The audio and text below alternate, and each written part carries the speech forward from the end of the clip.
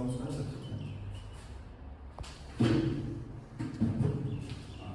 So dear students, today uma pratina is going to reflect on her assignment on the topic of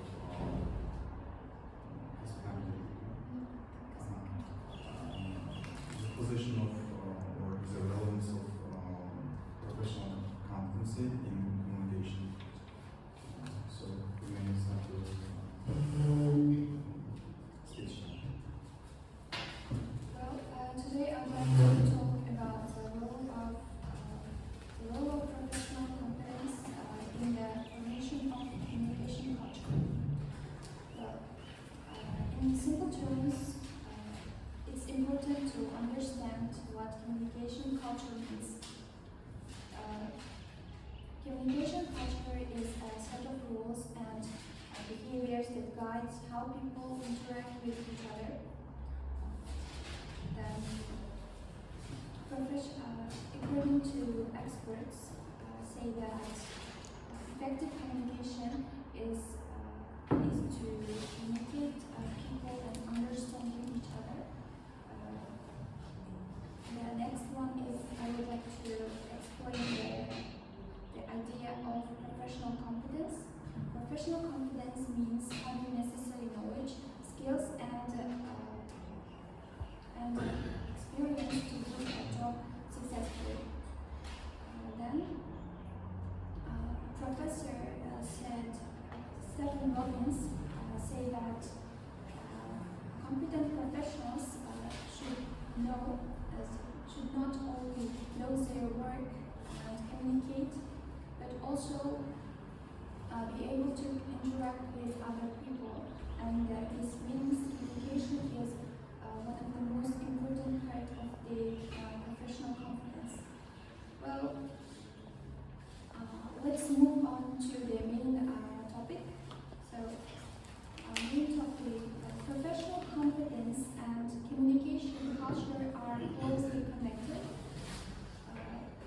On the one hand, professional competence helps people to communicate with themselves, with each other, and that's why they can express their ideas clearly.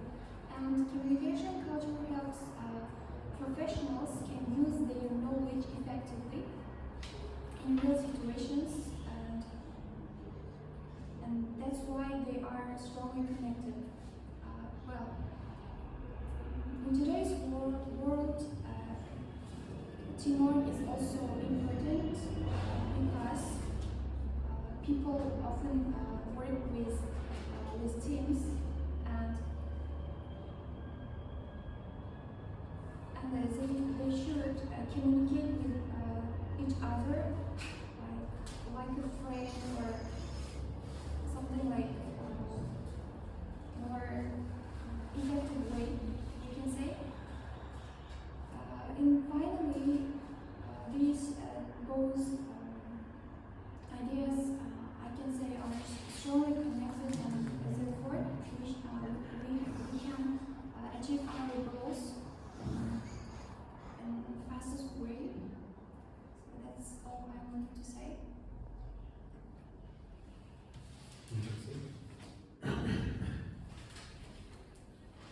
So you have mentioned emotional intelligence in your assignment. Could you please elaborate more on this term? Emotional intelligence. How would you define or give description for this term? And then what is its importance in establishing a good, productive, fruitful communication?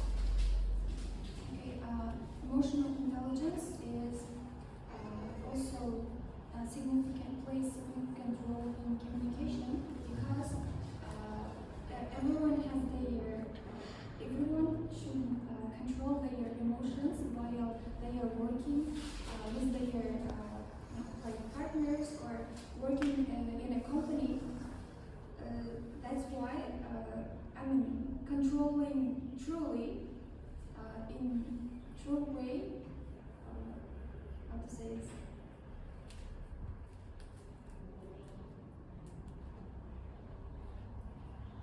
Okay, so when you are telling that it's only about someone expressing his ideas, but what about the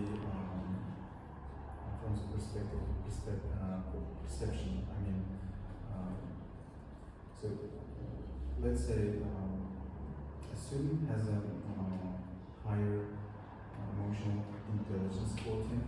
So what what privileges does it give for a student when he's listening to someone? So a student is listening to someone, someone is talking to a student, and that student has a higher level of emotional intelligence, and in this situation, what can this student get using this emotional intelligence? Emotion can affect people's nature or behavior, and therefore, if they control their emotions in a true way, as I told before, like how to say, using emotional in useless works or So he can control his emotions. Other than that, for example, if a person has a higher level of emotional intelligence, he can observe more. I mean, he can get immersed into that conversation. And when someone is talking to him, he can get more information other than listening. For example, if I'm talking to you, you may feel my inner emotions, I mean, what I feel towards you. So emotional intelligence is getting more extra information from how someone behaves. Not just thoughts, but also emotions. Okay.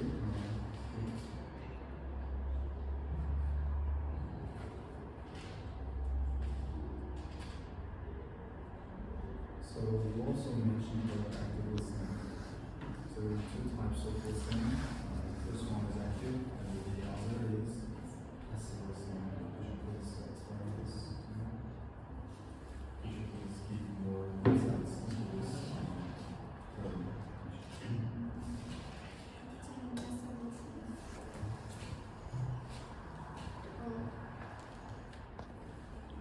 As I learned I can give an example for that.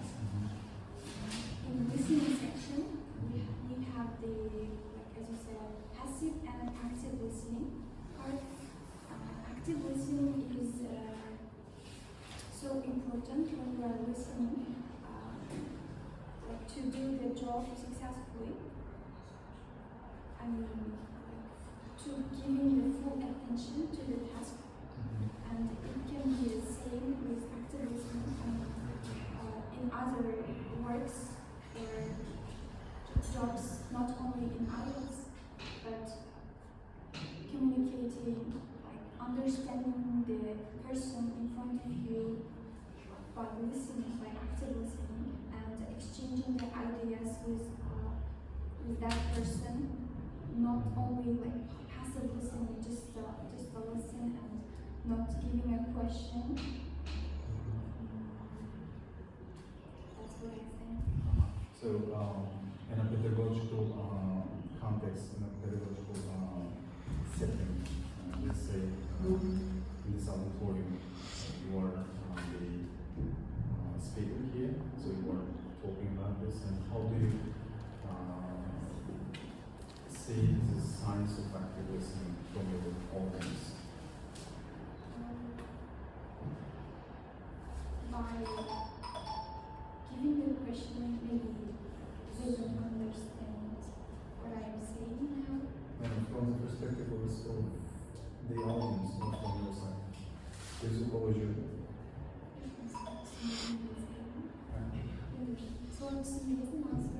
So they ask, so I was thinking that you ask questions. Because you just said asking questions. Yeah. I perceived that from your perspective, not from just keep the subject.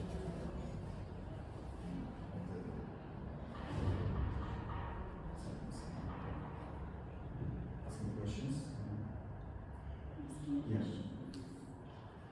Or asking questions. You don't pay attention. They just only care about their tasks. So they are completely distracted from the speech. Yeah, maybe like scrolling on phone. Yeah. But there's a little bit difference in passive listening. They listen to you, but they just nod sometimes because just to confirm that they are listening. But they do not give you any questions, just listens, nods their hands, and then confirms that they are listening, sometimes by saying yeah, something. Yeah, they are in another group. Yeah. Maybe it's Their focus is completely on something else. They keep listening. So this is what passive listening is. Thank you very much.